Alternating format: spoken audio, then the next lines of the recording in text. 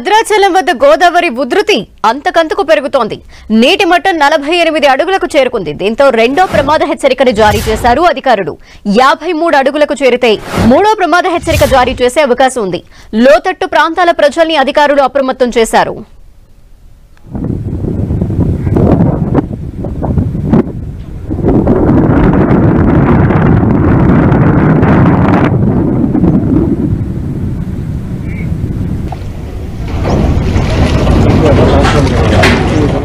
భద్రాచలం వద్ద గోదావరి వరద ఉధృతి పెరుగుతోంది. దీనికి సంబంధించిన డీటెయిల్స్ మా ప్రతినిధి సైదులు అందిస్తారు. సైదులు, ధనలక్ష్మి, భద్రాచలం వద్ద గోదావరి గంట గంటకు పెరుగుతుంది. ఇప్పటికే రెండవ ప్రమాద హెచ్చరికను జారీ చేశారు. 48 అడుగులకు చేరి 9 లక్షల క్యూసెక్ల నీటిని దిగువకు విడుదల చేశారు. ప్రస్తుతం మూడో ప్రమాద హెచ్చరిక కూడా చేరుతుందని అధికారులు అంచనా వేస్తున్నారు. 53 అడుగుల తర్వాత గోదావరి ప్రవాహం తగ్గుముఖం పట్టే అవకాశం ఉంటుందని కూడా సిడబ్ల్యూసీ అధికారులు అంచనా వేస్తున్నారు. ఎగువన కురిసినటువంటి భారీ వర్షాలు, ఛత్తీస్గఢ్, ఒరిస్సా రాష్ట్రాల్లో కురిసిన వర్షాల ఎఫెక్ట్ తో భారీగా గోదావరికి వరద ఉధృతి వస్తుంది. ఇప్పటికే ఉదయం నుంచి చూసుకున్నట్లయితే రెండో ప్రమాద హెచ్చరిక అంటే 48 అడుగులు దాటి కూడా ప్రవహిస్తున్న పరిస్థితి ఉంది. ఇప్పుడు తాలిపేరు ప్రాజెక్టు కూడా 24 గేట్లెత్తి దాదాపుగా 75,000 క్యూసెక్ల నీటిని కూడా దిగువకు విడుదల చేసిన పరిస్థితి ఉంది. అయితే ఇప్పటికి లోతట్టు ప్రాంతాల ప్రజలను అప్రమత్తం చేయాలని వ్యవసాయ శాఖ మంత్రి తుమ్మల నాగేశ్వరరావు కలెక్టర్లకు ఆదేశాలు జారీ చేయడం జరిగింది. లోతట్టు ప్రాంతాలందరినీ కూడా సురక్షిత ప్రాంతాలు పునరావాస కేంద్రాలను కూడా ఏర్పాటు చేయాలి. ఎక్కడ ప్రాణ నష్టం లేకుండా